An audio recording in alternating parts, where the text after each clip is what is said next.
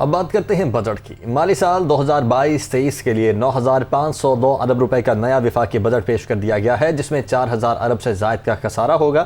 وزیر خزانہ نے تنخواہوں میں 15%، پینشن میں 5% اضافے کا اعلان کر دیا ہے۔ شرح نمو 5%، ٹیکس وصولیوں کا ہدف 7,004 ارب، مہنگائی 11.5% تک رہنے کا امکان ہے۔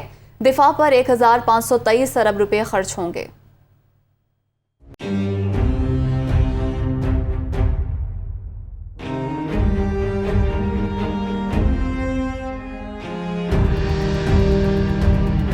مالی سال 2022-23 کا وفاقی میزانیہ آ گیا۔ آئندہ وفاقی بجٹ کا کل تخمینہ 9,502 ارب روپے لگایا گیا ہے۔ 4,000 ارب روپے سے زائد خسارے کا سامنا ہوگا۔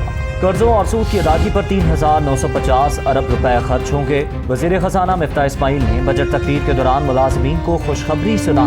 کہتے ہیں تنخواہوں میں 15%، پینشن میں 5% اضافہ ہوگا۔ ملک اس وقت شدید مالی بحران کا شکار ہے، مگر پھر بھی ہمیں سرکاری ملازمین کی مشکلات کا احساس ہے۔ ان شدید مالی مشکلات اور وسائل کی کمی کے باوجود سرکاری ملازمین کے لیے ریلیف اقدامات کیے جا رہے ہیں۔ سرکاری ملازمین کی قوت خرید بہتر بنانے کے لیے تنخواہوں میں 15% کا اضافہ کیا جا رہا ہے۔ ساتھ ساتھ سرکاری ملازمین کی ایک دیرینہ ڈیمانڈ تھی کہ ان کے ایڈ ہاک ریلیف میجرز کو بیسک پے میں مرج کر دیا جائے، یہ بھی فیصلہ کر دیا گیا ہے۔ آئندہ مالی سال کے لیے شرح نمو کا ہدف 5% تجویز کیا گیا ہے۔ مہنگائی کی شرح 11.5% تک لانے کا ہدف ہے۔ نئے مالی سال میں 7,004 ارب روپے کی ٹیکس وصولیاں ہوں۔ اگلے سال توازن کو خراب کیے بغیر کم از کم 5% گروتھ حاصل کی جائے گی۔